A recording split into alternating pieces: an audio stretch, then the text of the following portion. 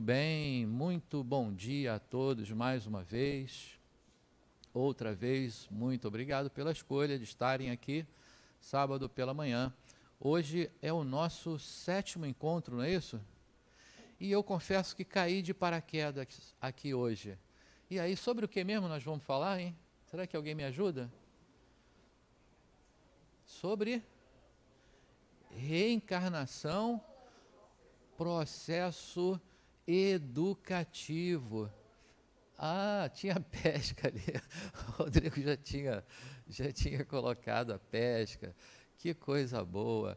Então, esse é o nosso 2º encontro a respeito de reencarnação, né? Eu falei para vocês que caí de paraquedas aqui, claro que é uma brincadeira, mas de verdade não seria eu. Tínhamos uma pessoa que ia fazer essa aula hoje, mas... Pois é, ela brigou comigo, porque eu dei spoiler, né? Lembra que eu fui falar de algumas coisas que era do tema da aula dela, ela brigou comigo, olha, não fala não, porque sou eu que vou falar isso na semana que vem. Aí o que aconteceu, né? Veio eu para falar. Mas para mim é um grande prazer. Espero que vocês não fiquem saturados, né, de saco cheio de ver a minha cara aqui repetidamente. Mas se assim não for, então eu desejo que tenhamos aí uma boa manhã. E já queria combinar com vocês, como sempre, né, aqueles combinadozinhos, né? Nosso tema hoje é reencarnação como processo educativo.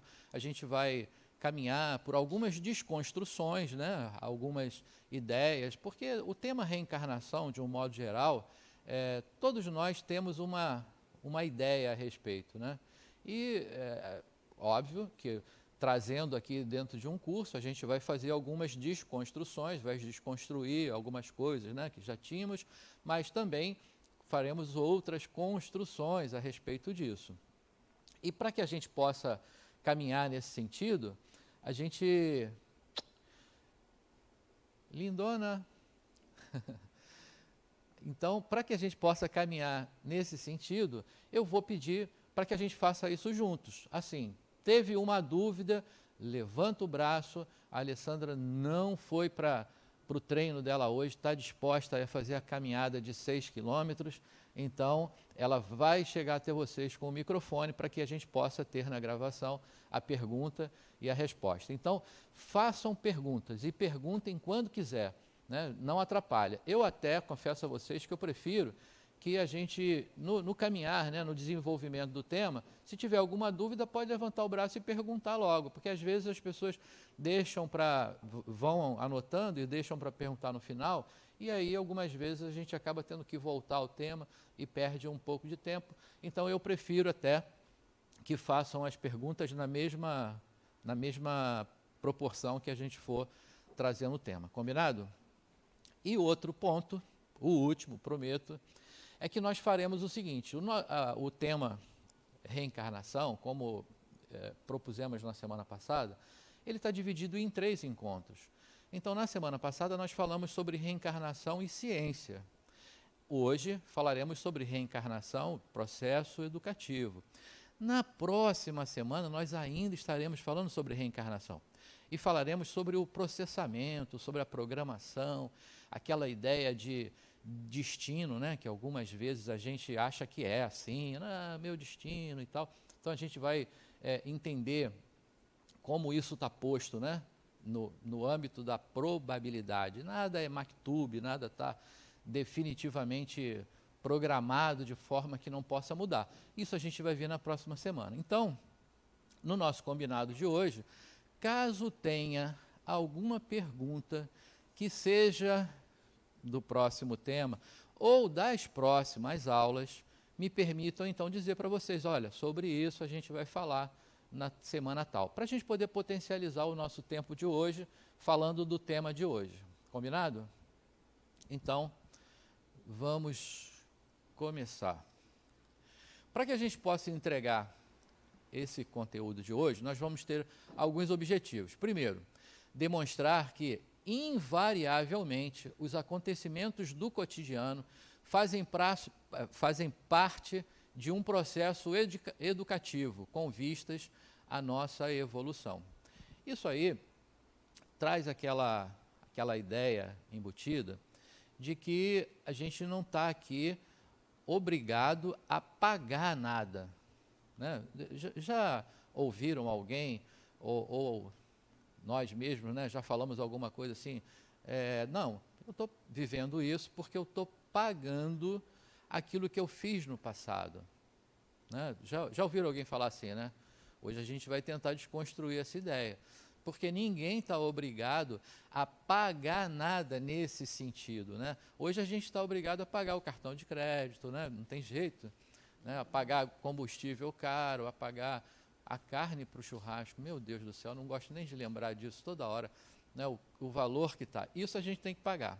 Agora, os nossos equívocos, né? Os nossos erros pretéritos, ninguém tem que pagar nada por isso, né?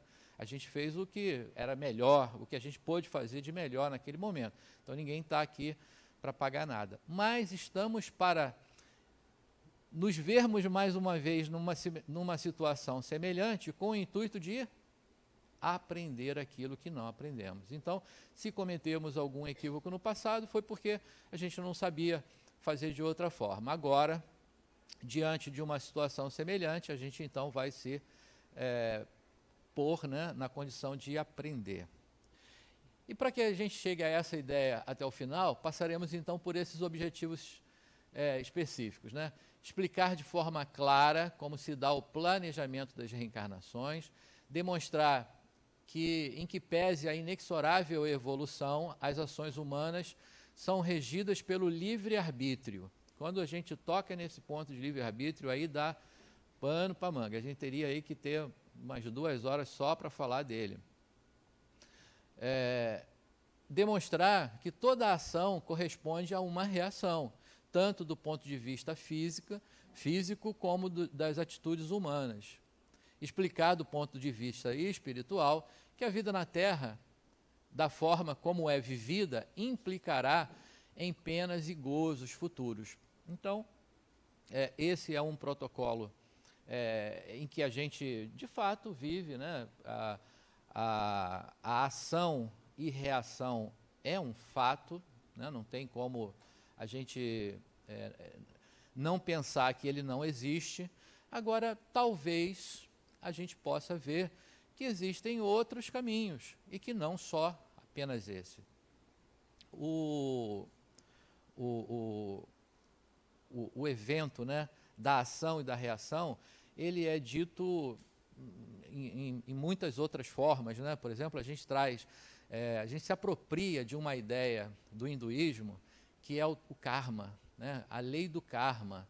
E aí a gente diz assim, né? Puxa, esse é o meu karma, eu tenho que passar por isso. Está embutido ali a ideia da ação e da reação.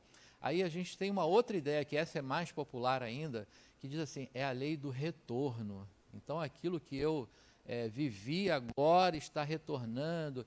E aí eu acabo, muitas vezes, entrando numa resignação total e não saio, né, fico numa inércia, não promovo um movimento de saída daquilo, porque me resigno no sentido de dizer assim, não, isso aqui eu estou passando por isso porque eu fiz errado, né, e agora eu estou pagando aqui os meus erros, então não tem como ler do engano, vamos olhar que tem outros caminhos. Então é sobre isso que falaremos hoje. Bom, para a gente começar, eu trago aqui já do livro de vocês, do livro Reencarnação, Processo Educativo. Aliás, esse não é o livro básico, né? Eu falei do livro de vocês, mas esse não é o livro básico, é o livro de Adenauer também. Então, reencarna-se para aprender, educar-se, crescer, a partir de novos elementos, de uma nova oportunidade, num novo ambiente, onde se possa construir ou reconstruir sua própria elevação espiritual. Então, Adenauer já está sendo claro ali, né, em dizer que esse novo personagem que assumimos a cada temporalidade, né, que chamamos encarnação, ele chega com essa missão, né? A evolução, nós falamos na semana passada, acho que é a única coisa que a gente pode dizer que é realmente, não tem como não estar. né? Ela é a única coisa que estamos todos fadados a acontecer, é evoluir. Não tem como a gente correr. Por mais até que a gente queira, então sempre virá uma mãozinha que vai dar um empurrão para que isso aconteça. E aí, popularmente, a gente diz assim, a gente tem a oportunidade de aprender pelo amor ou pela dor, né? Isso é visto, né, pelo prisma dos olhos materiais, a gente acha que é uma coisa ruim, porque normalmente a dor traz junto sofrimento, né? Então, a gente vê como uma coisa ruim. Eu gosto de dizer que essa dor é uma mão do amor e que não permite que a gente fique estagnado. E ela vai te empurrar para que você avance, para que você possa evoluir, porque a evolução é inevitável, né? O espírito não pode se estagnar e não avançar. A reencarnação é uma lei da natureza, automática dentro do processo evolutivo humano. Então, não há privilégios, né? A gente falou isso na semana passada. Não adianta ser amigo do rei, né? Porque tem aquela coisa assim, não, mas eu conheço lá um pessoal, vou pedir para dar uma ajudinha aqui e tal. E alguns, às vezes, querendo reencarnar antes, ou mais cedo, ou numa determinada condição. Outros, às vezes, o inverso. Não, eu não quero reencarnar, quero ficar por aqui mesmo, né? Porque a agradabilidade do mundo espiritual, às vezes, oferece uma condição. Ah, puxa, vou voltar para lá, para tanta coisa. Não, não quero não. Não é possível isso. A gente pode até demorar um pouquinho mais, um pouquinho menos, como a gente sabe, não tem regras para isso, né, de tempo, mas não tem como não reencarnar. É espírito, vai reencarnar. Lembrando, outra vez, da semana passada, a reencarnação não é um processo que está vinculado ao pensamento espírita, ou apenas vinculado a qualquer uma filosofia religiosa reencarnacionista. Ele é um processo do espírito. Então, é espírito, vai reencarnar, quer queira ou não, quer saiba ou não. É uma outra religião que não acredita, não prega, não fala, vai reencarnar. Não tem como escapar disso, certo? A reencarnação versus a educação. Um novo ambiente, um novo corpo, iniciam o processo de modificação da personalidade anterior. O espírito é o mesmo, não se muda a individualidade, por se mudar o local de morada. Bom, então, outra vez, a gente ainda está no aquecimento do tema, né? Outra vez vou lembrar o que falamos na aula passada. Como é formado, né, a ideia da reencarnação e da ressurreição, que é uma ideia do cristianismo, né, o que é possível ou não. Na ressurreição, ela pressupõe que o espírito retorna ao mesmo corpo. E a gente falou sobre isso, né, aquele corpo que já se decompôs, né, que as moléculas que formam aquele corpo já se desagregaram e tal. Então, não é possível, né, o espírito retornar a um corpo que sofreu esse processo de decomposição. Bom, mas quando a gente fala reencarnação, sugere o espírito que pré-existe retornar a um corpo novinho em folha, que está sendo criado com aquele propósito. E nesse corpo a gente sabe como é que acontece, né? Então, mamãe e papai se conhecem, namoram e a gente gera um novo corpo. Bom, mas quando isso acontece, o espírito que pré-existe, ele tem a sua vivência, né? Ele tem os seus conhecimentos, ele tem a vida toda, né, que ele já viveu até ali. Então, se ele começasse a partir daquele conhecimento, daquelas habilidades, de tudo aquilo que ele já viveu, ele não conseguiria interagir numa nova sociedade, com outras pessoas, né? Estaria sempre vinculado ao que ele já viveu. Então, sabiamente, o que ocorre? Ele apaga tudo e ele começa do zero, ele começa a criar as novas relações, ele começa a formar, né, os seus novos conhecimentos, as suas novas habilidades, né, a partir do zero. Então, ele parcialmente, ele esquece aquilo que ele já viveu. Aí a gente também falou que isso tem duas realidades, né? Uma, a do relacionamento, a da nova construção. É extremamente importante ele não ter. Segundo, cientificamente, aquela memória, aquela lembrança, aquela vivência não está no corpo novo, né? Porque a memória cortical está sendo formada nessa vida, então aquilo que está na mente está nas vidas anteriores e por isso não está naquela lembrança. Então,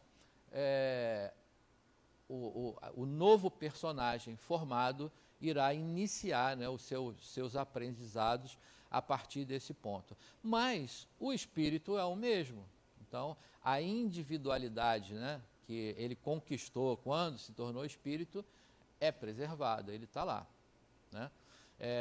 Fazendo um parênteses aqui, é aquela questão do vetor do olhar, né, que eu sempre gosto de lembrar isso, que talvez alguns de nós aqui ainda fale isso, mas eu tenho certeza que até a 20ª aula a gente vai deixando isso de lado, né? Que é dizer assim, o meu espírito. Né? Quando eu digo o meu espírito, é porque eu estou olhando do corpo físico, da dimensão física, para o espírito. Né? O olhar que a gente vai buscar é do espírito para a matéria. Então, eu não vou mais dizer o meu espírito, eu vou dizer eu espírito. Posso dizer o meu corpo, né? Porque então é o espírito tendo um corpo neste momento. Ora sim, ora não. Né? Tá encarnado, tem. Não está encarnado, não tem. Mas é a mesma individualidade. Certo? Bom, vou lembrar vocês, se tiver alguma dúvida, se tiver alguma pergunta, podem fazer, porque eu fico olhando assim os rostinhos, né, fazendo cara de peraí, é isso mesmo e tal, então não fiquem na dúvida não, estou indo devagar aqui para a gente não levar dúvidas para frente, certo? Em relação ao aprendizado, o aprendizado se dá através das experiências vivenciadas na Terra e na vida espiritual. Estas experiências capacitarão o espírito a aprender as leis de Deus. Bom, como ocorre isso? Eu, que agora, né, estou Luiz Carlos, quando nasci há quase 60 anos atrás, tem que lembrar isso, né? Ela não falou nada dessa vez, então está melhorando. Então, quando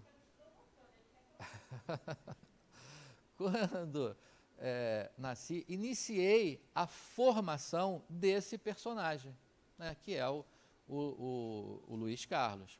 Mas o espírito que eu sou, ele já foi Maria, José, Antonieta, né, já viveu muitas experiências, já aprendeu, já conquistou habilidades, né, já vivenciou. Eu digo, né, que eu venho resgatando um espírito há algumas encarnações. Então, um espírito que sofre muito, precisa aprender.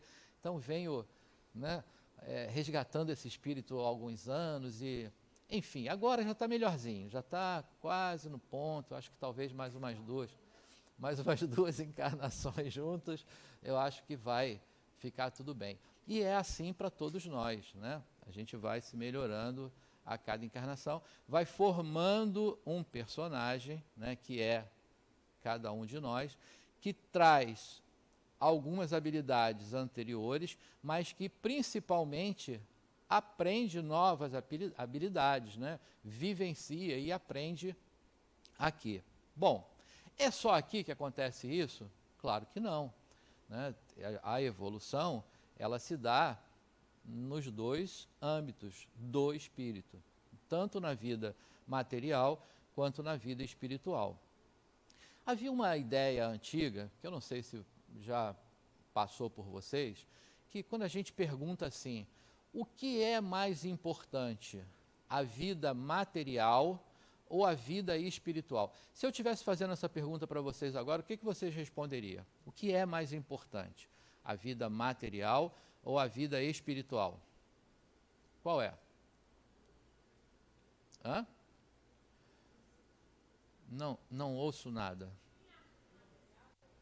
Pronto, boa ideia. Está vendo como é que a gente precisa de uma ajuda? Quem acha que é a vida material, levanta o braço. E quem acha que é a espiritual? Mais pessoas acham... Ué, você achou as duas coisas? Você levantou as duas? Tá certo, tem razão, tem razão. Porque a conclusão dessa história é que a vida importante é a vida do espírito. E a vida do espírito, ela passa pelo momento material e passa pelo momento espiritual. Então, corretíssimo que ela levantou o braço nas duas respostas. Então, perfeito. Essa é a ideia. Mas havia, né, uma coisa de que o melhor é a vida espiritual, né, como se o espírito evoluído apenas se avançasse nessa dimensão da espiritualização, né? Lê do engano, na vida do espírito. E a vida do espírito, ela passa por essas duas dimensões. Bom, me fez até lembrar que nos próximos dias, né, teremos aqui um evento imperdível, que será a Semana Espírita, e a Semana Espírita vai falar exatamente de viver como espírito. Tem tudo a ver com isso que a gente está falando, né? Vão ser trazidos conhecimentos, vão ter dinâmicas e uma infinidade de coisas aí para falar de viver como espírito. A gente vive, às vezes, pensando que é um corpo, a gente vive pensando que é apenas a matéria, né? Não tem a visão do espírito, porque a visão do espírito não está vendo apenas essa temporalidade, né? E aí, olha que coisa interessante, quando a gente muda essa visão, quando eu me vejo como espírito, quando eu tenho um olhar da vida como espírito, aquelas coisinhas que acontecem no nosso dia a dia, probleminha aqui, probleminha ali, passa a não ter, né, a importância que muitas vezes a gente dá.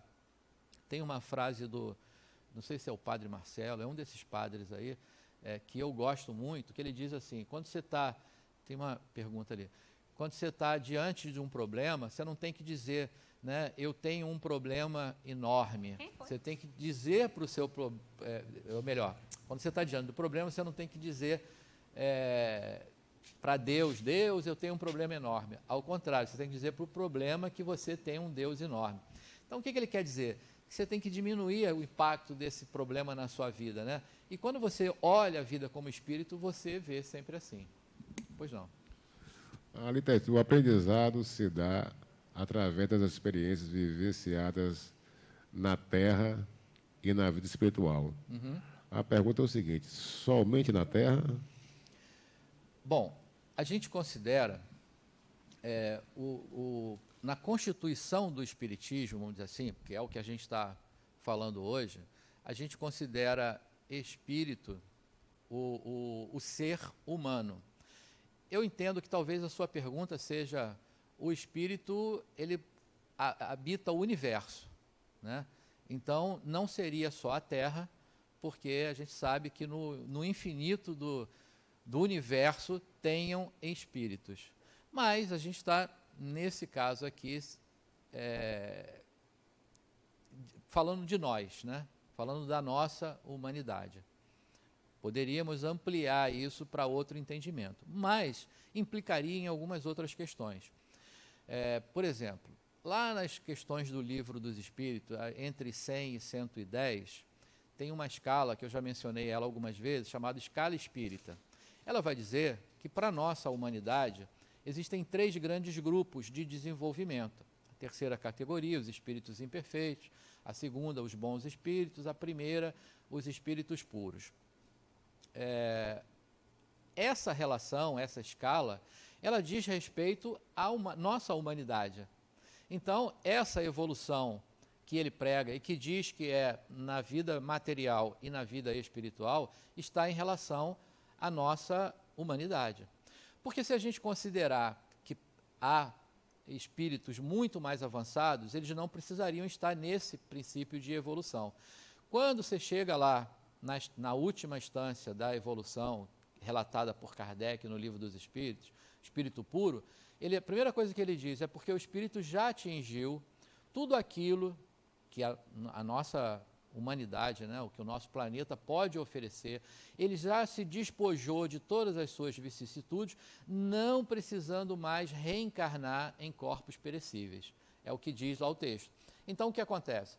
Nesse momento, se a gente considerar que no universo tem outros espíritos, mas não com essa necessidade. Então, essa necessidade se refere especificamente ao nosso momento, né, à nossa humanidade.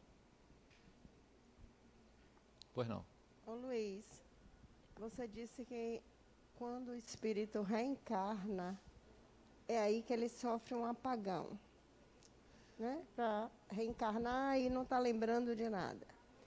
Aí eu te pergunto, antes disso, ele tem lembranças? Ele vive o que viveu aqui, a última vivência dele aqui? Isso eu estou falando em termos de sentimento, entendeu? Por exemplo, um pai que vai embora, em que momento ele esquece tudo aqui, o espírito dele? Bom, então vamos lá. Desculpa, como é o seu nome? Magi. Magi? É.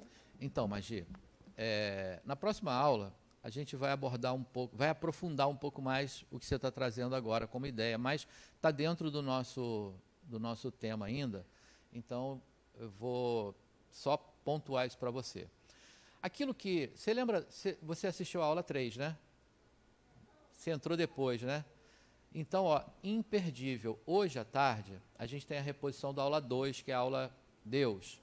Na próxima semana, a gente vai ter a reposição da aula 3. Aí é importante você pegar, porque, por exemplo, muito do que eu vou te dizer agora é um conhecimento, um conteúdo que está lá na terceira aula. E aí pode ser que eu te fale alguma coisa e que você não vai ter essa base. Então, já que você se inscreveu depois, é bom você assistir as aulas de reposição, né, para trazer isso. Só falta na 3. Só falta 3. Imperdível, hein? Olha que essa aula aí é fundamental. Aí o que acontece?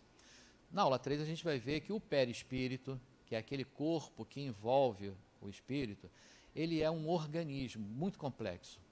E ele tem propriedades, tem muitas funções também. Uma dessas funções é o armazenamento, vamos dizer assim, de tudo aquilo que você aprendeu, que você vivenciou. Das suas lembranças, né, ele tem um corpo emocional que vai trazer as suas memórias emocionais, tem um corpo causal que vai trazer o que você aprendeu, as suas habilidades, tem um corpo mental que vai trazer o que você já aprendeu como espírito, né, na mente, a diferenciar o que é mente, o que é cérebro, né? Cérebro é um órgão físico, mente um órgão espiritual. Então, enfim, entendendo isso, né, que a base está lá nessa aula, entendendo isso, o que ocorre com esse perispírito é que antes da reencarnação, ele começa a se diminuir. O perispírito tem a forma do corpo físico, é ele que dá a forma para o espírito. Mas no processo de início da reencarnação, ele começa a se compactar, ele começa a se diminuir, para que ele possa formar um enlace com aquele óvulo fecundado. Né? No momento em que o óvulo nida, ou seja, ele aderiu lá na parede do útero, do endométrio, aí ele abre a possibilidade da conexão com o novo espírito. O novo espírito, seu perispírito, está compactado. Então, nessa etapa de torpor, ele começa a esquecer as coisas, se preparando para a nova encarnação. Bom, ele se conecta ali. Aí, essa mente, ela tem uma camada lá, que está no perispírito, que tudo que ela aprendeu, que ele viveu, fica guardado, não se perde absolutamente nada.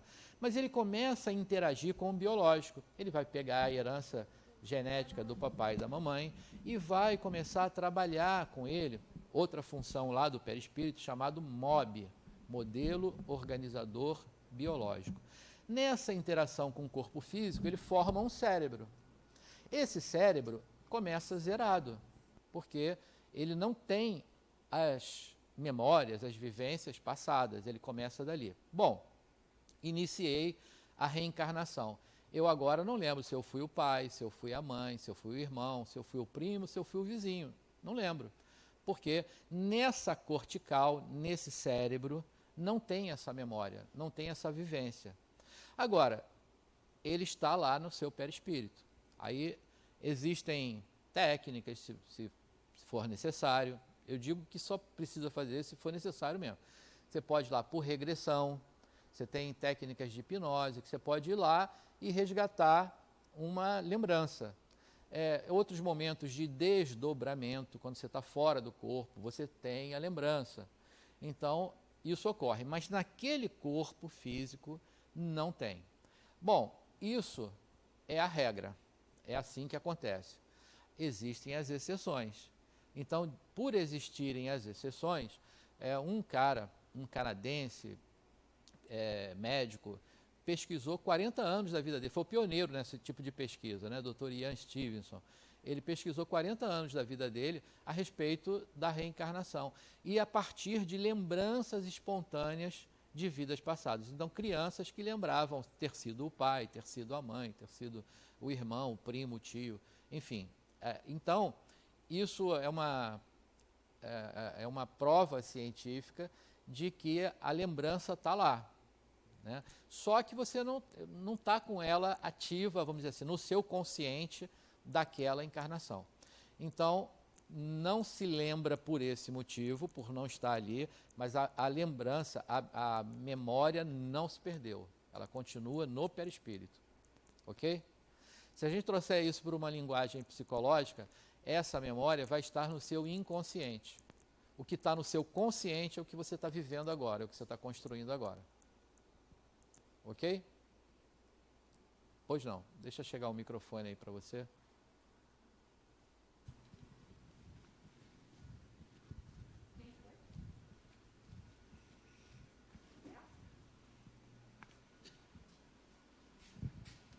Deixa eu tirar uma dúvida. Na verdade, são duas. Você falou essa questão do pré-espírito, ele não evoluir, mas ele, né, se compactar para caber nesse novo corpo que está se formando. Esse processo evolutivo de aprendizado, porque aí você vai ter um espírito habitando no corpo que outro espírito habita, né? Vem dois corpos no mesmo... Entendi. Dois corpos, dois espíritos, mas nesse momento ele habita no corpo da mãe. Uhum. Tudo que a mãe vivencia, se ela tiver numa vida ou muito ótima ou muito complicada, esse espírito, nesse momento, ele já vai estar nesse processo de aprendizado? Ele tem conexão com isso ou não é desconectado? Tem. E até antes. Na verdade, assim, não são dois espíritos que habitam um corpo, isso não. Né? Quando a gente fala... Bom, deixa eu até voltar uma coisa aqui. Hollywood é sensacional para trazer um monte de informações. Mas eles utilizam uma coisa chamada licença poética e trazem, às vezes, uma imagem, que essa imagem é o que fica para a gente. Vou trazer um exemplo aqui. O filme Ghost. Já assistiram o filme Ghost? Fantástico, né? Quem não assistiu, vale a pena. Tem uma cena lá, que tem uma médium, que a atriz era a Whoopi Goldberg, não me lembro agora o nome dela, do nome do personagem. E o Sam, que era o espírito, né? o Ghost, é o Patrick Swayze. Ele está conversando com ela, porque ela achava que ela era charlatã. Mas ele estava conversando com ela e ela começou a perceber que ela realmente estava falando com o espírito. Aí tinha um outro espírito ali que ele estava na vez dele de dar a comunicação. E ele queria passar à frente logo para se comunicar. Aí o que ele faz? Né? Aí Hollywood, ele vem correndo, e imagina que ela é a médium, né? O Whoopi Goldberg, ele vem correndo assim e se joga no colo dela, né? E, entra no corpo. Bom, isso é claro que é licença poética. Não existe isso em nenhum momento, nem na comunicação. Quando o cara vai dar uma comunicação mediúnica, isso a gente vai ver nas aulas de mediunidade, o espírito não está dentro do outro. Ele pode estar aqui e está ligado fluidicamente àquele corpo ou àquele outro personagem. Então, o corpinho que está se formando no bebê, o espírito está ligado a ele. Assim como o espírito da mãe está ligado ao corpo da mãe. mas isso não quer dizer que eles estejam dois espíritos num mesmo corpo. Isso não é possível e não é assim. Mas cada um tem um campo magnético e esses campos se cruzam, né? Então, aí eu posso dizer, eu tenho essa experiência, eu tenho 2 filhos aqui, e foram 2 gravidez, e eu fiquei grávido junto com ela, e cada um trazia uma questão. Por exemplo, hoje a gente tem as personalidades em formação ainda, mas de cada um dos meus filhos, e a gente percebe que coisas que ela sentiu durante a gravidez reflete na personalidade deles hoje, né? Um é mais introvertido, o outro é mais extrovertido e até um pouco irritadinho, mais assim, para fora e tal, e ela ficava um pouco assim, e que já era algo que o espírito estava trazendo, né? Enfim, há uma interação. Então, a mãe tem percepções por esse cruzamento nos campos, mas isso não quer dizer que um corpo esteja com 2 espíritos. Não é possível isso. Aí não começa. O processo de evolução do espírito começou lá atrás. Quando, aí, aula 3 também, vou fazer a mesma referência, que você está começando o curso agora, né? Então, também recomendo que façam as aulas de reposição, porque são conteúdos importantes para as próximas aulas. Então, Deus cria 2 princípios fundamentais, o princípio espiritual e o princípio material. O princípio espiritual se apropria do material e se desenvolve. Então a evolução começou lá atrás, quando o mundo era primitivo ainda, o nosso mundo, né? Era primitivo, a gente habitou lá o Pithecanthropo, o Neandertal, o Sapiens sapiens. O processo evolutivo está desde lá. Então, ele não começa no nascimento, ele continua. É uma nova oportunidade de novos aprendizados. A evolução vem desde lá de trás. Ok? Bom, então, pegando mesmo o gancho, né, das 2 perguntas aqui, então o espírito, o reencarnante, quando ele diminui o seu corpo chamado perispírito, né, o que está em torno do espírito, que é esse corpo fluídico, ele tem o propósito de interceptar a biologia, porque é o óvulo fecundado, para que ele inicie um novo desenvolvimento. Ele não perde o que ele já tinha, as habilidades, as vivências, ele não perde, elas vão estar lá, mas eles vão estar numa instância que não é acessível, né, à nova formação, a essa nova vida corpórea que ele está criando ali. Mas ele não perdeu nada. Bom, aí indo para a vivência prática, de vez em quando a gente recebe aí um zap desse, por exemplo, mostrando uma criancinha de 3 anos de idade tocando bar no piano, né? Como é que pode? Não deu tempo de uma criança de 3 anos ter entrado numa aula de piano, que aliás eu considero um instrumento complexo, né? Difícil, e tocar daquela forma.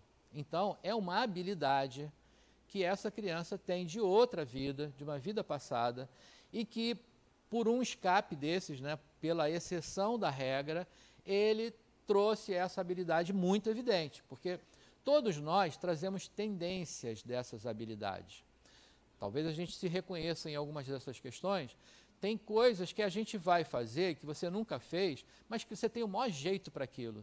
Você pega com facilidade, você aprende com facilidade, né? Vamos usar, já que eu estou falando do piano, vamos usar a questão musical mesmo. Tem gente que pega ali um violão e o cara não teve aula nenhuma, mas ele pega ali o violão, já começa a arranhar umas notazinhas aqui, aí ele compra uma revistinha daquelas que tem as cifras e ele já começa a tirar ali de ouvido, como se diz, né? Vai tirando de ouvido e tem uma habilidade ali intrínseca. Tem outras pessoas que pode entrar até numa escola e vai ficar lá um tempão e não consegue ter essa facilidade de aprender aquilo. São tendências do espírito, uma vez que ele já tenha tido aquela experiência no passado.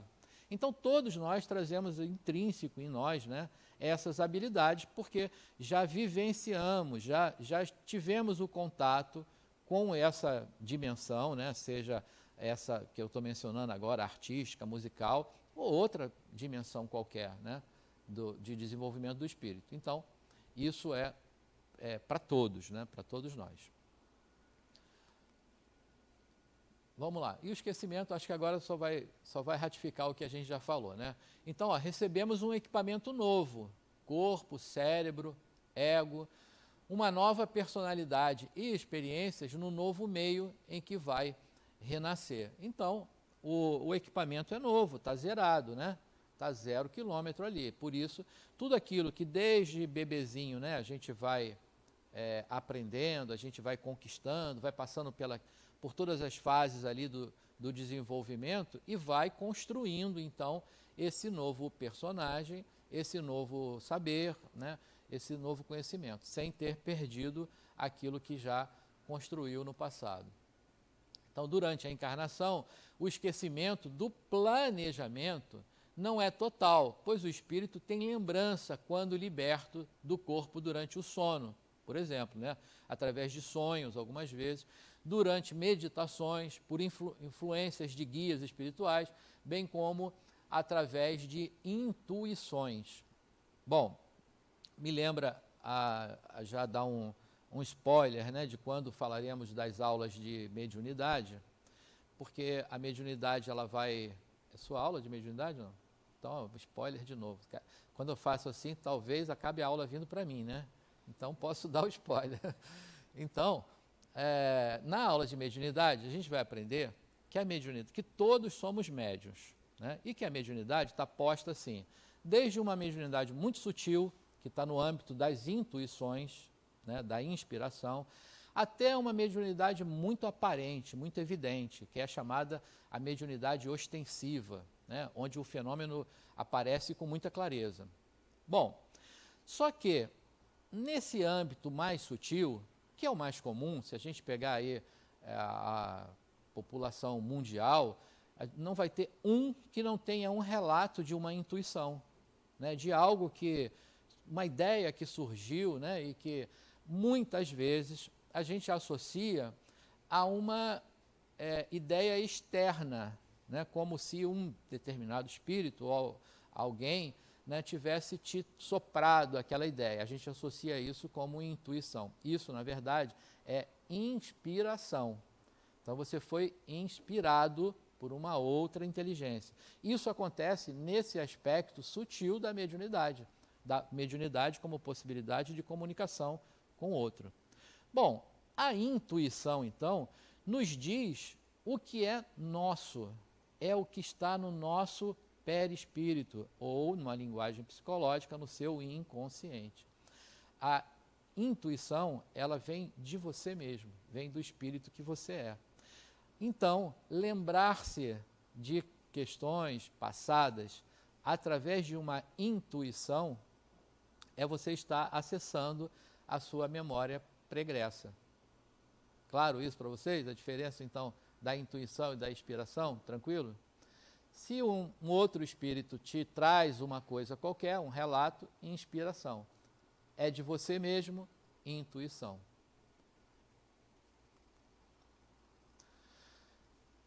O processo do aprendizado não é linear. As leis de Deus nem sempre utilizam o mesmo modo que o ser humano atuou no passado para educá-lo no presente.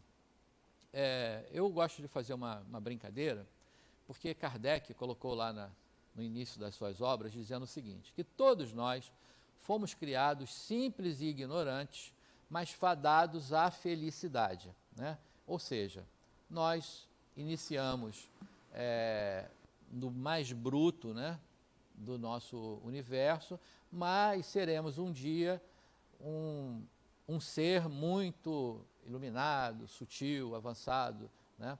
E aí ele chega a dizer que a gente vem do bruto até o anjo, né? Usando o anjo como essa figura, né, de linguagem, anjo, aquela figura que tem duas asas, né?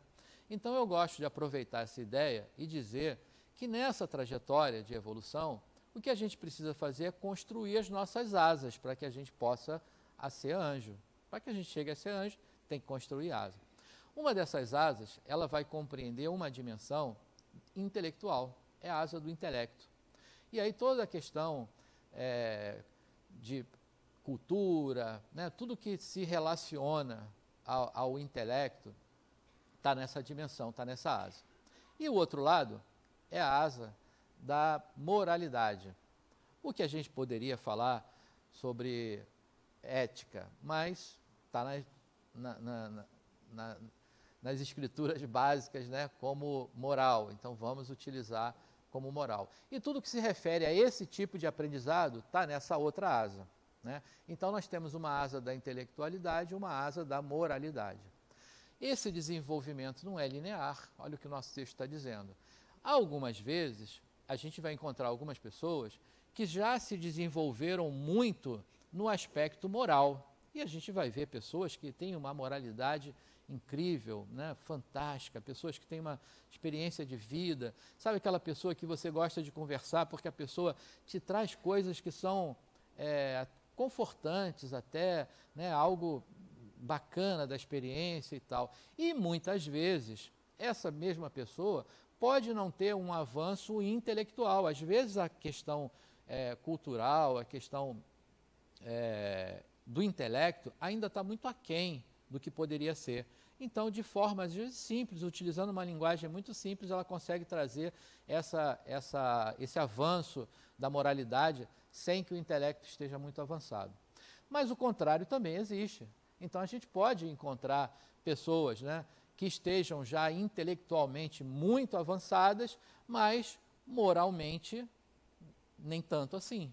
Então, esse avanço, esse aprendizado não é linear. Cada um de nós está mais ou menos uma mesma faixa, vamos dizer assim, evolutiva, mas a nossa evolução não é igualzinha, né? Alguns de nós vai ter avançado mais numa dimensão do que em outra dimensão.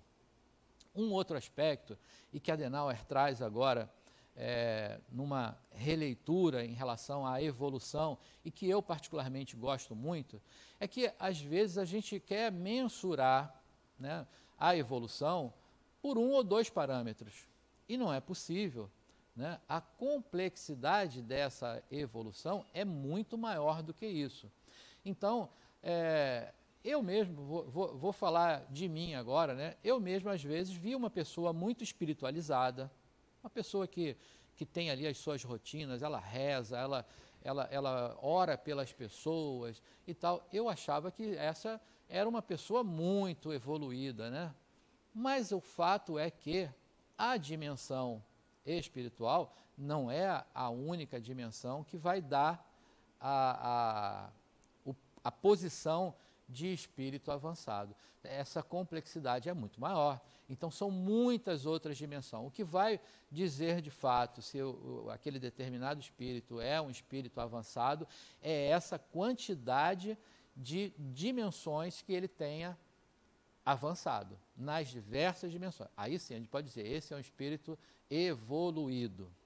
Pois não, deixa chegar o microfone aí para você.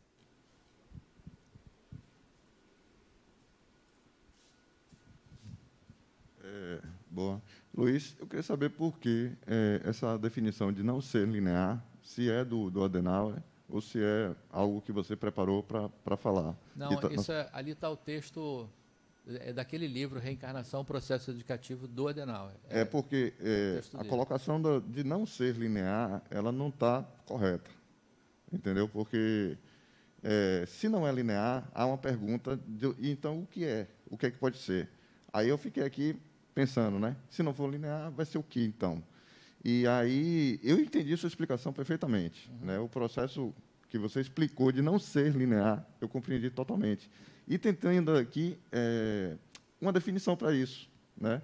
Porque, se a gente fizer, vai ser linear no ponto de vista quando a gente consegue fazer um foco. Né? Então, se eu pegar um período, por exemplo, na escala da evolução, a pessoa vivendo aqui 70 anos. Né? Então, nesse período, houve sim uma evolução linear. Né? Agora, se a gente buscar ao longo do tempo... Se olhar como espírito... Você não vai ter essa questão linear. Então, aí eu pensei, mas eu preciso ter um conceito. Né? Eu tenho que dizer que não é linear, mas tem que ser alguma coisa. Aí eu fiquei pensando aqui, seria exponencial? Também não é exponencial. E, assim, graficamente, né, a gente não consegue representar. Aí o que foi que eu pensei? Pode ser, então, probabilístico. Eu posso pegar uma distribuição aleatória, a curva gaussiana explica isso. Então, e aí eu acho que fechou na minha mente aqui uma ideia muito boa sobre essa explicação, nesse ponto. Porque pode ser que o espírito venha, evolua em alguns aspectos, né, desenvolva algumas habilidades e outras não, né, a cada reencarnação. Então, tem processos, tem momentos que serão lineares, momentos que serão constantes e momentos que serão exponencial. Né? E aí você vê justamente a pandemia é um exemplo disso. Né? A gente teve ondas, que o pessoal chama de ondas, né? Então, você tem ali a gaussiana, a pandemia vai crescendo, crescendo, chegou um tempo, ela começa a regredir, mesmo sem as pessoas tomarem vacina. Né? Na época que ainda não tinha vacina, ela chegou a um pico, depois ela começou a descer. Aí depois subiu de novo e está descendo de novo. Né? Mas pode ser que aumente de novo. E aí o que acontece? É justamente isso. Talvez o aprendizado do espírito se dá dessa forma, por uma gaussiana, que ela vai em momentos exponenciais, momentos constantes e momentos também que, vamos dizer assim, constante, né? Não há regressão, mas não há tanta evolução. Então, por não haver muita evolução, ele pode ser linear naquele momento, né? Ou pouca evolução, ou evoluir em poucos aspectos. Não sei se você está me entendendo. Perfeitamente. Estou só aguardando a hora de eu poder... Mas é nesse sentido que eu penso assim, que talvez essa palavra linear, eu acho que ela não fique legal. Né? Entendi. Está anotado, vou fazer essa queixa com o chefe, mas vou tentar também traduzir um pouco do que eu acho, aí é a minha opinião agora, do que seja. O Adenauer é um cara que ele não pensa como a maioria de nós, né? Ele pensa como espírito imortal, né? A visão que ele tem da vida é a visão do espírito de fato. Porque muitos de nós, eu me coloco nesse bolo, né? A gente fala muito, mas de tudo, se a gente pegar da plenitude do que a gente fala, se você conseguir colocar 30%, 40% do que a gente fala como um fato, ou como algo que aponte a uma verdade, porque ninguém aqui tem verdades absolutas, se você puder, se de fato você tiver 40% daquilo como real para você, é um índice bacana. Mas ele eu considero ser uma pessoa que é quase de igual para igual. E as ideias dele são... há uma coerência entre o que ele fala, o que ele pensa e o que ele faz. Então, quando ele coloca uma questão dessa, é porque ele está considerando o espírito. Então, dessa forma, é como você captou exatamente, né? Numa encarnação, há uma linearidade, né? Algumas vezes, por uma questão... E aí você implicou ainda com um fato, mas que é tema da nossa próxima aula, que é a probabilística. Porque na programação, quando você começa uma encarnação, você começa com mais ou menos uma missão. Nessa encarnação eu vou aprender isso, isso e isso. Então, vai haver uma linearidade naquele aprendizado pontual, naquela encarnação, é um período de tempo. Só que, ainda assim, os fatos não são postos como definitivos. Está no âmbito da probabilidade. Aquilo pode ocorrer na sua vida, porque tem um componente que a gente não está falando aqui, vamos falar, que chama-se livre-arbítrio. Se você decidir em qualquer momento mudar aquilo que você programou, você pode fazer isso. Então, não tem como haver. Aí, nesse caso, não haveria linearidade nem na encarnação, porque você mudou tudo, você tirou aquilo do aspecto do aprendizado. Então, não há linearidade, primeiro porque são recortes de tempos, né, em que cada um recorte de tempo terá um propósito, terá uma linha de aprendizado e que você pode desfazer aquilo a qualquer momento utilizando o seu próprio livre-arbítrio. Então, é dentro do seu raciocínio. Mas eu acho que ele usou essa palavra nesse sentido, né, de estar olhando a vida do espírito. Aí você olhando essa curva total, ela vai ser linear, né? Pois não. O espírito, quando desencarnado, eles pensam... Desculpa, o espírito... Quando desencarnado. Quando desencarnado. Eles sentem as mesmas coisas que o espírito encarnado? Sim. A relação tempo-espaço é a mesma coisa? Bom, aí a gente já entrou numa pergunta da pós. Aluno avançado é assim, né? Vamos lá. existe um condicionamento psíquico, né? Então, olha, eu agora, né, bonitão, pá, encarnado, mas eu gosto muito de churrasco, adoro churrasco, né, tenho uma infinidade de coisas. Quando eu desencarnar, e aí outra vez, né, não custa nada, não estou desejando, mas quando eu desencarnar, eu vou despertar lá com todas essas coisas. Ela diz que eu vou ser obsessor de churrascaria, porque eu gosto tanto de churrasco, eu vou parar na churrascaria lá para obsediar. Então, essas questões são condicionamentos mentais, psíquicos, né? Eu vou continuar gostando de tudo isso, pensando em tudo isso, querendo fazer tudo isso. Mas vai chegar um momento que eu vou entender, né, que eu vou...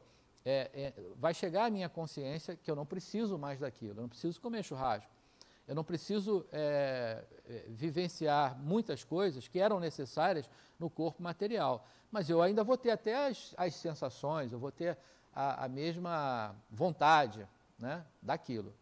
Me descondicionando disso, não vai precisar mais e não é necessário, de fato.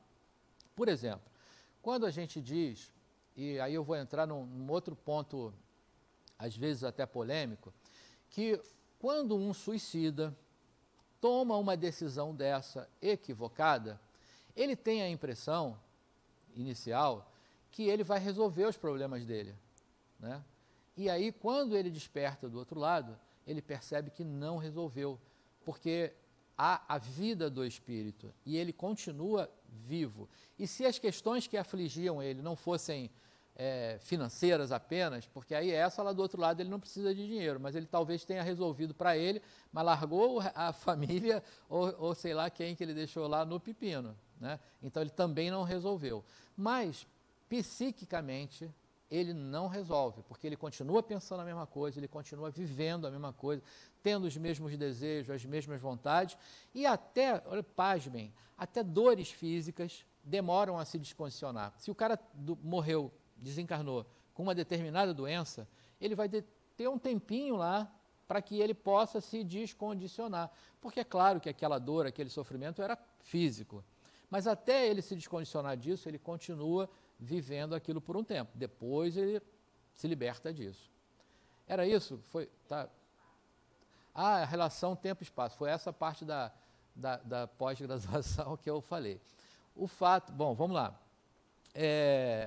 Na matéria, encarnados, né, a gente está sofrendo a ação do tempo, do espaço, da gravidade, né, são vários aspectos que implicam sobre essa dimensão material. Na dimensão espiritual, ele tem aspectos distintos, diferentes. Por exemplo, o tempo não atua no espírito para degradação, como ocorre conosco, né? Então, eu nasci há quase 60 anos atrás, hoje continuo bonitão, mas não como era, né, há menos tempo, né? A gente vai envelhecendo, né? Um processo natural de ação do tempo. Fiquei melhor, né? Eu sou como um vinho, eu sabia disso, minha esposa entende perfeitamente. Então, o espírito, na dimensão espiritual, ele não sofre a ação do tempo nesse sentido, não sofre, mas ele passa o tempo. Por quê?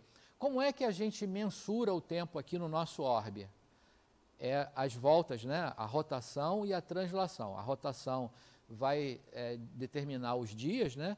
E a translação, os meses, o ano. Bom, a dimensão espiritual, ela está onde? Onde está? Quem diz aí? Hã? A quarta dimensão que sobrepõe...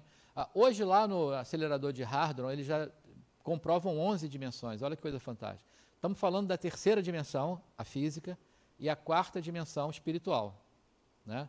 Bom, a quarta dimensão sobrepõe a terceira dimensão. Às vezes a gente diz assim, não, Deus está no céu, né? Para lá, para cá, é para toda parte, não tem, ela sobrepõe. Então a quarta dimensão, a dimensão do espírito, ela sobrepõe o nosso orbe, a Terra. Já teve aquela aula de que tem as dimensões espirituais não, né? Bom, então teremos uma aula que vai mostrar isso, é a aula de vida espiritual, né? A 9. Na aula 9, vai mostrar lá as dimensões espirituais que estão no nosso orbe. Então, quer dizer, se aquela dimensão está, eu não poderia chamar geográfica, porque eu me refiro à Terra, espiritográfica, sei lá, vou inventar uma palavra para isso, para uma região que está no nosso orbe e que também está girando, então o tempo também está passando, mas sem degradação, sem atuação de destruição na matéria do mundo espiritual ou para o espírito, porque o espírito é uma singularidade não material, ele está fora de toda essa ação, aí sim, da gravidade, do tempo, do espaço, né? O local, quer dizer, onde habita o espírito, nem me pergunte agora, porque eu não vou poder te dizer, né? Porque ele é uma singularidade não material, ele não habita a qualquer uma dessas dimensões materiais que a gente está falando até aqui. Clareou ou piorou? Beleza, mas isso aí a gente vai discutir lá na pós-graduação, quando chegar lá, já, é rápido. Tem um tempo para um espírito reencarnar? Porque, por exemplo, a minha mãe, quando faleceu, ela estava acamada em coma durante 4 anos. E aí uma tia minha, que diz ser médium, né? Ela falou assim, não, a sua mãe está muito doente ainda. E lá no plano espiritual, quem falece assim, muito doente, ainda fica num período de tratamento. Não vai reencarnar por X tempo. Porque aí nasce não sei quem, é a fininha, aquela coisa de família, né? Aí eu queria saber isso, se um espírito ele pode desencarnar e já reencarnar? Ou não? Existe mesmo isso de quem desencarna muito doente e tal? Ou não, é o corpo que está doente? Como é o seu nome? Maíra. Maíra, então, eu acho que eu já dei essa resposta algumas vezes aqui. Não existe uma regra, porque isso está relacionado à pessoa, ao espírito. Então, é bem verdade, né? Essa pessoa que deu essa informação, acho que foi bastante assertiva, no seguinte sentido. Existe um condicionamento psíquico, né? Um condicionamento mental, que é o que eu falava agora. Então, se a pessoa está vivendo um processo de uma doença física, quando ela desencarnar, ela ainda vai se sentir assim por um tempo. Agora, existem instâncias espirituais de acolhimento, de recebimento, de tratamento, assim, eu ia dizer assim, muito semelhantes aos nossos, mas não é não. É muito melhor do que os nossos físicos aqui. Então, essa pessoa certamente passa por um acolhimento, por um tratamento, por um recondicionamento mental. Quando ela estiver nessa condição, pronto, ela está preparada para uma nova encarnação. Aí vamos para um outro aspecto. A gente não reencarna porque quer, a gente não reencarna porque gosta, a gente reencarna para suprir, nosso tema de hoje, né, reeducação, as nossas necessidades. Quais são as minhas necessidades de aprendizado? Elas serão postas numa programação para aquilo. Bom, isso vai ser imediatamente ou vai ser a um tempo mais à frente? De acordo com as necessidades do espírito. Então, por exemplo, pode ser que um espírito que desencarne hoje, daqui a 2 semanas, ele está reencarnando novamente. Problema zero nisso aí.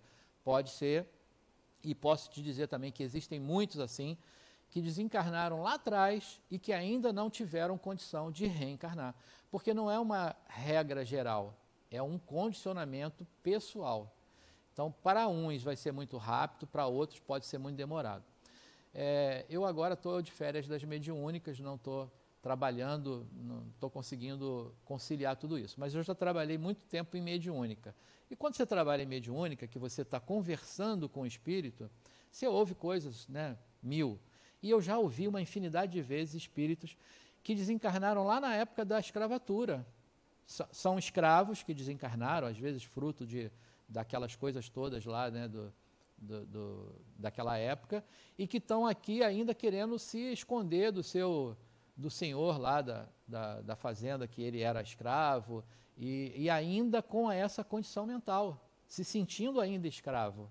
Né? Olha quanto tempo já tem disso. Não reencarnaram ainda. E eles ainda vivem esse condicionamento mental, se sentindo escravos e fugindo do Senhor, lá do seu algoz.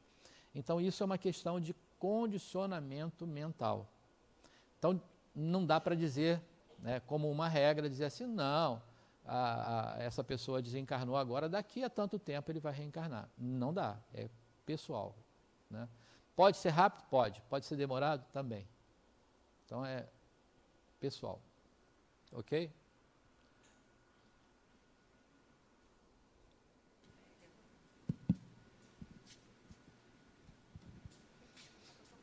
Não, fique tranquila. Só pegando o gancho do que ela falou com relação a mãe dela estar acamada durante um determinado tempo, que para a gente 4 anos é muito tempo. Uhum. Como é que fica a relação do espírito com esse corpo? Ele fica ali atrelado, preso? Como é que fica a evolução dele nesse momento, onde o corpo não funciona mais? E quando você falou da questão do escravo, né? Você falou que você já ouviu. Quando a gente desencarna, a gente não vai direto para esse lugar que vai ter os cuidados, nosso corpo vai ficar vagando durante tanto tempo assim, ele não foi para esse lugar onde teve o cuidado? Depende. Agora eu vou te botar com a pulga atrás da orelha. O que você está fazendo? Como é que você está vivendo aqui agora? Porque seremos lá o que somos aqui. Tá? Essa transição chamada morte, né? Ela não tem o condão, aquela varinha mágica de transformação das pessoas. Então, aquilo que somos aqui é o que seremos lá. E existe uma lei importante, universal, que é a lei da afinidade. Já ouviu falar? Então, nós seremos atraídos, estou dando spoiler da aula 9, quem é essa aula, hein?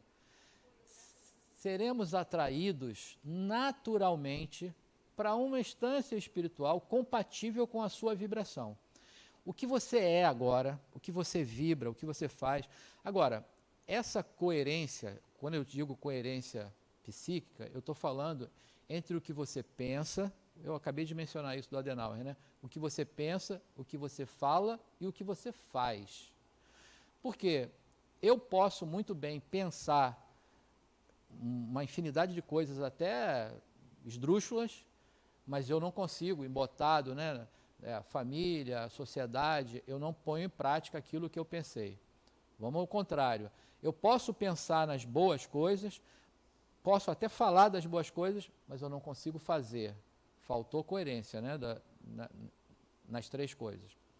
Bom, o que manda é o que está na sua mente. Então, se na sua mente, né, no que você está pensando, querendo fazer, e pode fazer ou não, isso é o que vai, é onde a sua mente vibra.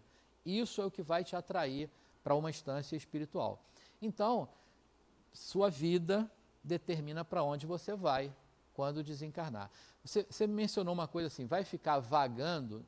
Não existe assim, vai ficar vagando, porque você está na dimensão espiritual em qualquer instância.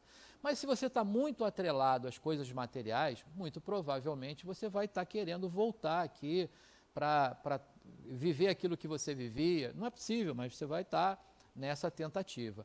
Até que você tenha condições de ser ajudado. Por exemplo, vou de novo mencionar, eu adoro cinema, adoro filmes, então, às vezes um exemplo, se assistir um filme pode te trazer uma ideia bacana. O filme Nosso Lar, que é de um livro, aliás, indico que leiam o livro, mas assistam o filme, porque é bacana. Ele tem um momento lá, porque o André Luiz, né, que é o protagonista do filme, quem não assistiu não é um spoiler importante não, é porque isso está na raiz do filme. Ele era um médico, né, e o médico pressupõe o quê? Ajudar pessoas, né, salvar vidas, era o que ele fazia. Mas ele fazia isso com os outros, ele não fez com ele. Ele era um boêmio, bebia muito, fumava muito, ia para a boemia, perdia a noite. Ele adoeceu em função disso e desencarnou em função disso. O que aconteceu? Havia uma culpa, porque ele sabia o que fazer, mas não fazia. Fez tudo errado. Então, houve uma culpa. Essa culpa fez com que ele fosse para uma instância espiritual chamada umbral. O que é o umbral? É uma instância, um locus espiritual de vibração desse jeito, de pessoas que têm culpa, de pessoas que, algumas até fazem o mal, porque já pensam no bem, mas ainda fazem o mal, outras têm a vontade de fazer mesmo, tal, e estão lá, né? E André Luiz foi levado para lá por isso, né? Até que num dado momento, aí no filme não conta, não explicita isso, mas no livro diz que ele ficou 8 anos lá no umbral, até que ele conseguiu lá a condição de ser ajudado. Aí levaram ele para a cidade Nosso Lar. Daí o enredo do filme, né, o nome do livro e do filme, Nosso Lar. Aí ele vai para a cidade Nosso Lar. Mas antes disso ele ficou lá num lugar chamado umbral, em função da culpa dele, daquilo que ele viveu, do que ele fez, né, durante a encarnação. Então, se ninguém aqui, né, quer ir para o umbral, então vivam bem, só isso.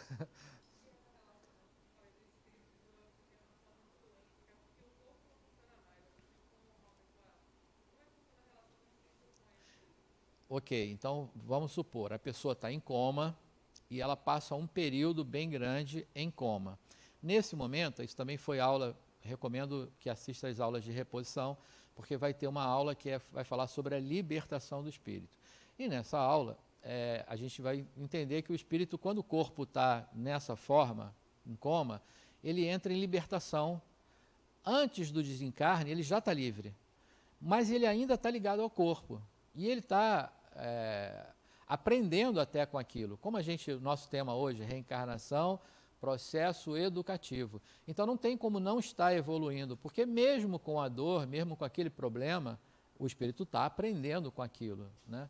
E então ele está por ali, até o momento em que o corpo não ofereça mais a condição de ligação. Aí ele desencarna, né? Corta ali o cordão de prata e ele desencarna. Aí ele vai para uma instância compatível com a sua vibração. Mas enquanto ele está em coma, ele está vivenciando aquilo. Por mais que não tenha, que a gente não consiga interação física, né? Que as funções motoras daquele espírito, né, estejam cortadas, mas espiritualmente ele está por ali ainda, né? E tem as suas percepções. Até tem uma coisa que eu sempre falo isso, porque é sempre uma pergunta recorrente. A pessoa está lá na UTI e você queria falar coisas que você não falou para ela, queria falar do seu amor, da sua gratidão, sei lá, você quer falar alguma coisa e as pessoas ficam ali e não falam, né? Porque, olha, a pessoa não está ouvindo, ela está dormindo aqui. Pode falar, expresse o seu amor, expresse a sua gratidão, o que for, porque não vai chegar pelo ouvido. O ouvido está tolhido ali, mas a sua vibração, a sua sinceridade, o seu amor vai chegar para o perispírito daquela pessoa que está por ali ainda, né? E aonde está? Atrás da cama, embaixo, do lado? Não importa, mas vai chegar porque o perispírito vai captar isso. Então, é por aí. E a evolução não cessa também nesse momento, porque mesmo com a doença, mesmo com aquele aprisionamento, imagina, o corpo não pode mais abrigar a vida como a gente entende aqui, e o espírito está preso ali, ele está aprendendo, é uma lição para ele, né?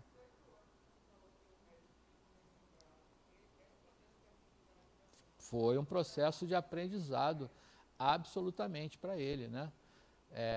Ele, de certa forma, na dor, né? Porque foi na dor, mas foi um processo de aprendizado. E olha que aprendizado, porque aí se você for olhar a obra de André Luiz, aí uma obra fantástica. O que ele produziu depois disso é um negócio de louco. Tem aí uma obra fantástica para nós aqui. Ok? Vamos avançar então um pouquinho mais aqui. É que eu ouvi aqui um Luiz, eu falei, será que foi espírito encarnado ou desencarnado que falou aqui? Falei, agora foi desencarnado. Pois é. Bom, aí um outro fato importante ainda nesse slide, precisamos nos desligar das ideias punitivas, observando que o aprendizado é dinâmico e não está envolvido a uma mesma exposição de experiências, né? Porque aquela ideia da punição, e às vezes nos coloca numa resignação que é horrível, isso é anti-evolutivo, né? Porque você pensa assim, olha, eu estou nessa situação aqui porque eu fiz errado. E aí eu preciso continuar nessa situação. E aí a pessoa não se move. Nada disso, lê do engano. A gente está falando o tempo todo aqui de protocolo mental, né? de ser o que eu estava pensando, o que eu estava fazendo. Mas é preciso que seja assim? Não. Se eu entender que eu estou vivendo agora uma situação, mas se eu entender que o que eu fiz no passado foi o melhor que eu pude fazer, era o que eu tinha para fazer, então eu agora não estou obrigado a ficar aqui. Eu tenho uma oportunidade de fazer de novo, então eu quero aprender nessa, porque o que eu fiz errado no passado foi errado no passado. Vou trazer Adenauer mais uma vez aqui para a nossa conversa. Ele tem uma fala que eu acho sensacional, que ele diz assim: se Deus quisesse que eu fosse perfeito agora, Ele teria me criado perfeito já, não teria me criado simples e ignorante. Aí eu não erraria, né? Para que eu não erre agora, eu teria que ser perfeito, e eu ainda não sou. Então, eu posso errar. Agora, procuro aprender, né, com esses erros, para que eu possa avançar. Então, se culpar, né, não está mais no nosso calendário, não está mais no nosso vocabulário. Culpa não está mais no nosso vocabulário. Vamos esquecer isso aí, né? Fiz o que foi melhor, o que eu podia fazer, o que eu tinha de melhor naquele momento, e se eu agora entendi que aquilo não foi o melhor, eu vou agora buscar fazer o melhor e ponto. O livre-arbítrio. No estágio do instinto, o seu uso é limitado, pois age movido pelos impulsos primitivos. Exemplo, impulsividade. Se alguém se identificar com isso aí, basta uma boa reflexão, né? Olha lá, ó. Impulsividade, irritação, agressividade, hábitos repetidos, né? Sem o uso da consciência de certo ou errado. Então, são exemplos da condição do espírito que está vivendo ainda a primitividade do uso do seu livre-arbítrio, né? Que ele todos nós aqui temos essa capacidade. Aliás, o livre-arbítrio é uma coisa fantástica, porque ele é um poder, vamos dizer assim, que te permite errar. Ele permite até você fazer a coisa errada, não tem problema nenhum, né?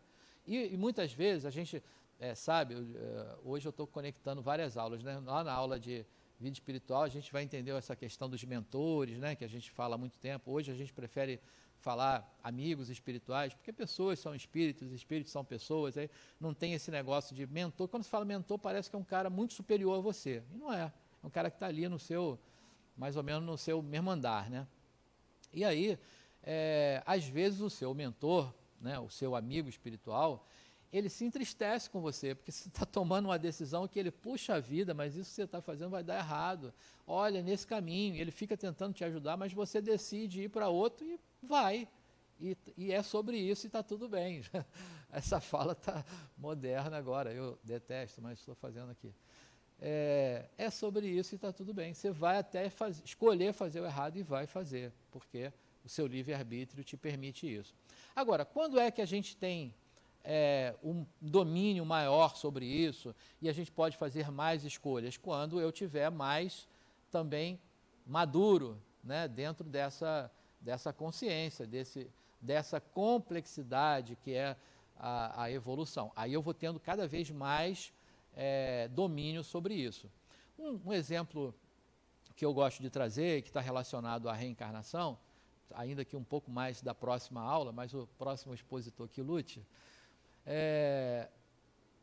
Imagina que eu, no meu estado agora atual de consciência, eu vá ter a plenitude da escolha da minha reencarnação. Como é que seria isso? Bom, primeiro, eu ia escolher que aos 15 anos de idade eu conseguisse desenvolver uma rede social completa, holográfica, não tem esse negócio de celular não, holográfica, e que esse negócio de, qual é o nome de rede mesmo? Instagram, Facebook, ficasse tudo no chinelo, uma coisa fantástica, e que imediatamente o mundo se apropriasse daquilo. Imagina quantos milhões eu ia ganhar com 15, 16 anos de idade, né? Só que ainda para completar, aos 18 ganhasse 2 loterias sozinho, e fosse empresário que ia dominar aí as empresas nessa área que são áreas do futuro. Bom, aí tá vendo? Ó, olha o interesse do espírito. Venho resgatando esse espírito há muito tempo, ela já se candidatou, e aí ia casar comigo, né? Então, pois é, olha que coisa boa, né, que o espírito está escolhendo. É possível isso? É claro que não, porque eu estaria usando o meu livre-arbítrio de uma forma totalmente equivocada. Então, nesse momento, tem ali espíritos que eu gosto de chamar de engenheiros siderais que cuidam da reencarnação e que eles vão apropriar a minha vontade ao que é possível. Então, eles vão ajustar isso. Espera aí, olha, você não precisa ganhar na loteria sozinho 2 vezes, né? Aliás, ao contrário, você precisa, porque nós, espíritos, precisamos vivenciar todas as dimensões. Uma delas é a do ter. Agora, você também precisa vivenciar a do não ter. A outra é a do ser, mas você precisa vivenciar também a do não ser. Isso também é aprendizado. Então, se eu escolho apenas o ter, o ser, eu não vou me desenvolver. Aí, nessa hora, a interferência dos engenheiros siderais lá, peraí, olha, não é assim que a banda toca. Você vai precisar passar por essa situação aqui para o tipo do aprendizado que você precisa. Você vai ter que reencarnar lá naquela região lá da Indonésia, que vai ter aqui o que oferece para você de aprendizado. Então, não tenho a plenitude ou a posse total do livre-arbítrio. Ele é de acordo com a minha condição, com a minha evolução, com a condição que eu tenho de utilizá-lo, né? Então, à medida que o ser se desenvolve, transpõe as fronteiras do instinto a caminho da razão, capacitando-se a usar o livre-arbítrio de forma mais ampla. Então, quando a gente tiver amadurecido, né, espiritualmente, a gente vai tendo mais plenitude disso. O livre-arbítrio é uma conquista evolutiva, aprendendo que mais do que se fazer o que se quer, consiste em fazer o que se deve. E isso está posto para a nossa vida, no modo geral, né? Até naquela brincadeira que eu falei, quer saber onde você vai estar quando desencarnar? Então pense na sua vida agora, porque você será o que você é, né? A morte não tem a varinha mágica de transformação de ninguém. Você é, quando desencarnar, o que você é agora. Então, e a oportunidade de mudar isso está agora, está posto para todos nós. A gente precisa se movimentar para a mudança, né? Aliás, Kardec tem uma frase que eu adoro, que eu gosto muito, que diz assim: reconhece-se o verdadeiro espírita pelo esforço que ele empreende na busca da sua reforma íntima e moral. Então não é no bam, não é no cara que já está pronto, é naquele que está se esforçando. Aí é que ele vê que é o verdadeiro, ele fala o verdadeiro espírita, mas eu vou transcrever isso para o verdadeiro cristão. É aquele que está se mobilizando, ele está se empenhando na sua mudança. Então, isso aí é o que vale, é o esforço que a gente faz. Então, sobre essa lei de causa e efeito, a vida só tem sentido quando fazemos com que alguém o perceba na sua própria, né? Bem-aventurados os aflitos, porque serão consolados, né? Nada menos do que Jesus que diz essa frase, para dizer o seguinte: se você está agora em sofrimento, né, entenda que isso vai mudar. Mas não podemos tomar, né, essa lei como um único protocolo, porque é exatamente o que falamos. Então, se eu me vejo agora numa situação, né, de possível dor, de possível sofrimento, eu não tenho que me resignar, quase que a palavra não sai. Eu não tenho que me resignar naquilo e continuar no sofrimento sem fazer nenhum movimento na busca de sair daquela situação, achando que eu estou obrigado a estar ali, né? Que eu estou ali pagando aquilo que eu fiz de errado, que aquilo é o efeito de uma causa e que não tem como mudar. Nada disso. Eu posso me movimentar, sim, nesse sentido e mudar esse protocolo. Porque essa lei, assim como uma infinidade de outras, ela é fruto de um protocolo mental. Se eu não adoto esse protocolo, não estou sujeito a ela. É fácil fazer isso, gente? Não é não. Ninguém tem um botão ali, né, de mudar as mentes, né? Eu gosto de falar desse botão em relação à mediunidade, porque as pessoas falam, puxa, mas eu não sou médio, ou eu sou médio, e em que momento eu sou médio? Né? Eu falo, olha, eu nunca encontrei um botão de ligar e desligar, ele está sempre ligado, se é médio o tempo todo. Então, esses protocolos mentais também não tem botão de ligar, agora eu penso assim, agora eu penso assado, não tem isso, a gente tem que ir se descondicionando gradativamente. Então,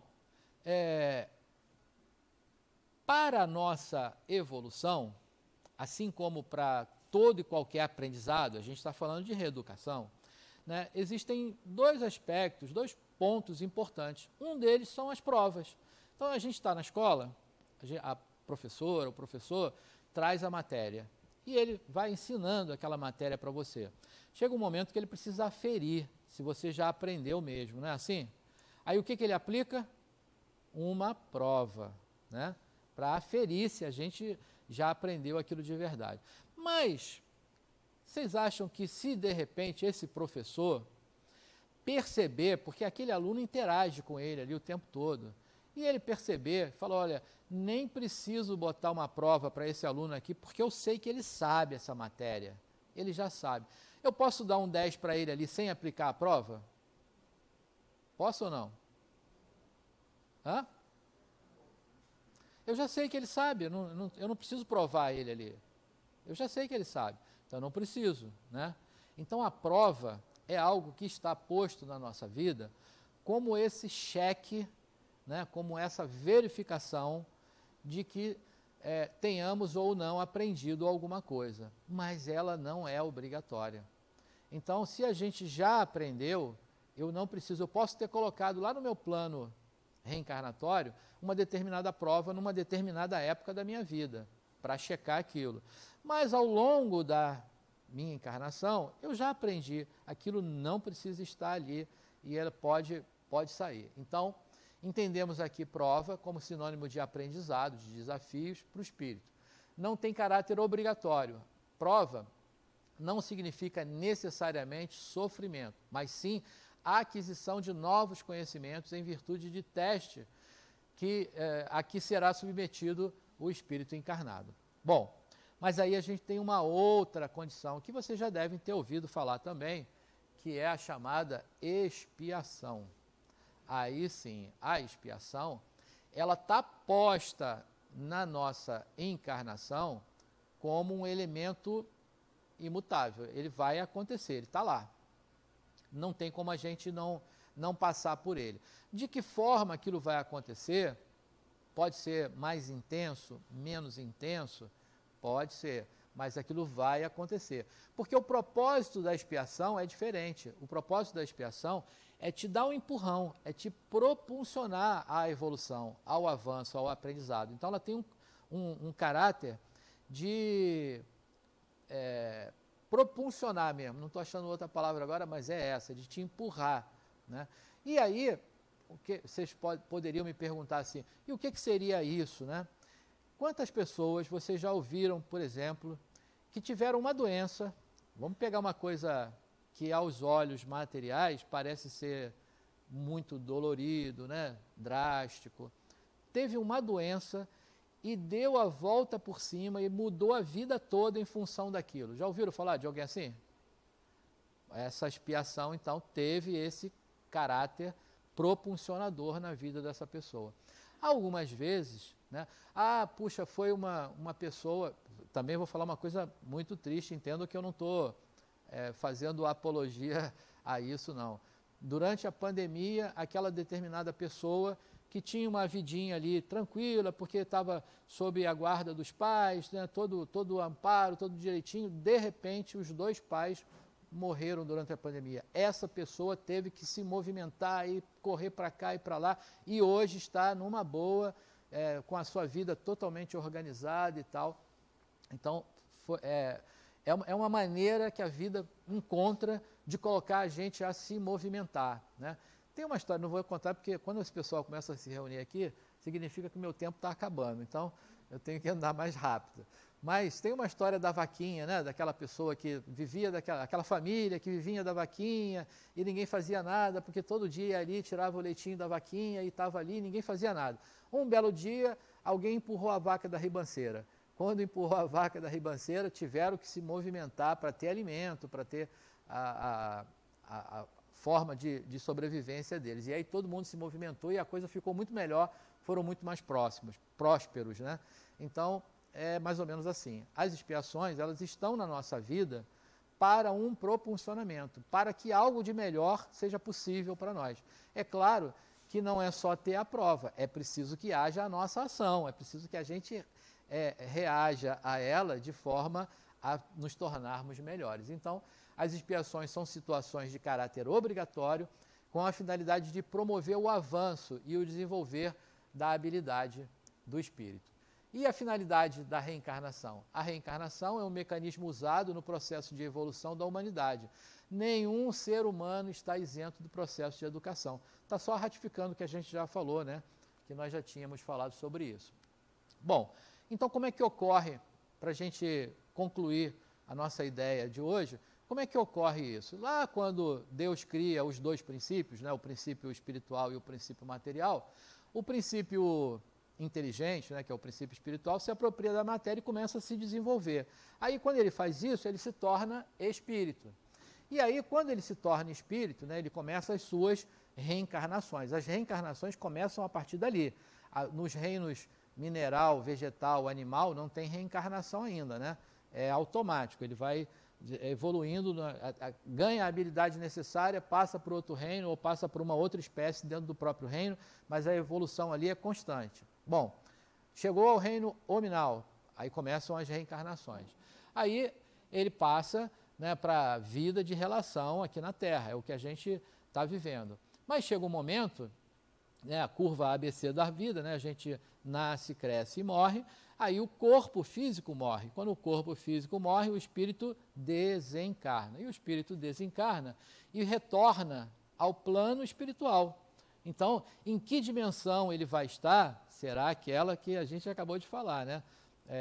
De acordo com o que você está vivendo, com o que você está fazendo, com o que você está pensando, né, e agindo, é onde você vai se encontrar quando desencarnar. Volta ao plano espiritual. Bom, aí lá, né, tem aquele momento, né, a gente chama de erraticidade, isso não tem relação com o errado, mas é o momento entre as encarnações. O espírito está aprendendo também, ele está ganhando habilidades, conhecimento, está se desenvolvendo também nessa dimensão, se descondicionando ou se recondicionando, ele está passando por essa... Bom, ainda tem algo a aprender na matéria. Aí o que acontece?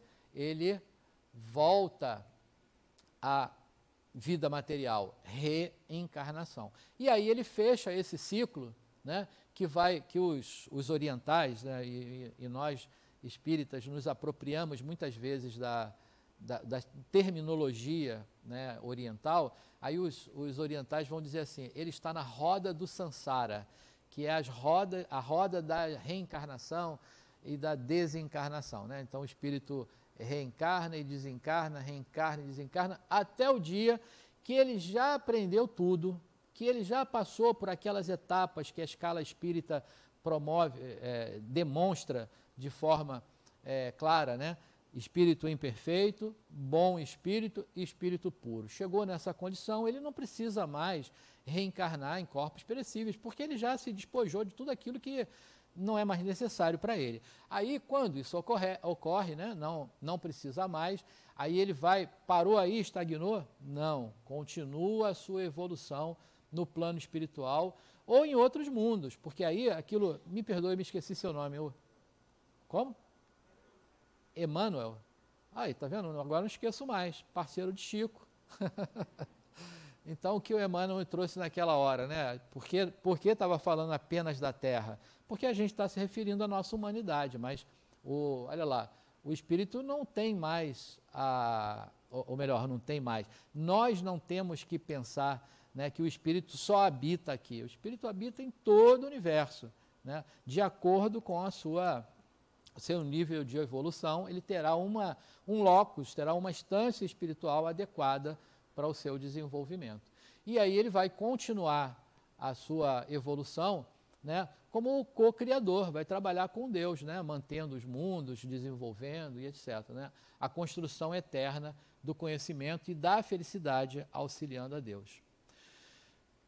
Bom, se não tivermos nenhuma pergunta, desde que não seja aquelas perguntas difíceis, seja pergunta fácil agora, aí a gente pode ainda responder alguma coisa e eu trago essa frase de Jung para a nossa reflexão aí final, né? Não há despertar da consciência sem dor.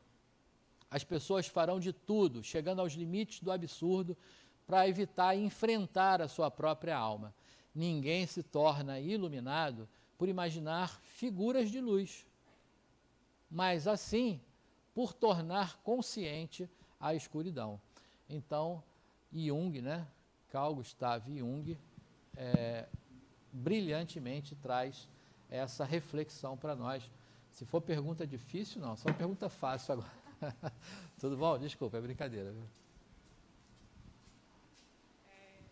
Eu estava aqui refletindo, Thaís, meu nome, Tudo bom, que Thaís? não há despertar de consciência sem dor. Eu achava que a dor não necessariamente é o caminho obrigatório, que a gente pode sim dar, não é saltos, mas o que a gente está buscando fazer aqui é tentar compreender esse mecanismo, esse bem viver, essa sabedoria do viver, a compreensão das leis divinas, para tentar viver dentro delas e, quem sabe, amenizar essas dores e encontrar um melhor caminho. Então, eu não Perfeito. vejo uma obrigatoriedade de ser através da dor. Perfeito, concordo com você, mas se a gente, analisando a obra junguiana, é que, na verdade, quando Jung fala aquilo ali, ele está separando dor de sofrimento, né? O sofrimento é opcional, a dor pode ser inevitável, né? Mas o sofrimento não. Então, o que você está falando se refere mais ao sofrimento que a dor poderia causar. E para Jung, esse sofrimento é opcional. Você não precisa sofrer se você não... De você, a relação, né, é algo, de certa forma, doloroso. Tudo aquilo que foge um pouquinho da sua vontade inicial, do seu desejo, é dor, porque não é o caminho que você gostaria. Agora, sofrer com isso é opcional. Então, Jung separa isso, né, entre a dor e o sofrimento. E a gente não tem como você não estar se relacionando com o mundo para que você possa crescer. Então, a dor que ele coloca está nesse sentido, né, do seu próprio desenvolvimento para a vida. Ok, pessoal? Algo mais? Então, muito obrigado por mais esse encontro. Muito obrigado pelo tempo de vocês, pelas escolhas que fizeram. E até a próxima semana, nessa mesma bate-hora, no mesmo bate-canal, que terá uma outra pessoa para falar sobre, que não, dessa vez não será ela, que terá aqui para tirar todas as dúvidas de vocês. Olha, podem perguntar, eu não sei nem quem é o expositor, mas bote ele para lutar, para responder, ele que lute, responder todas as perguntas de vocês. Na próxima semana estaremos falando sobre o processamento da reencarnação. Tá bom? Muito obrigado, uma paz a todos, boa semana.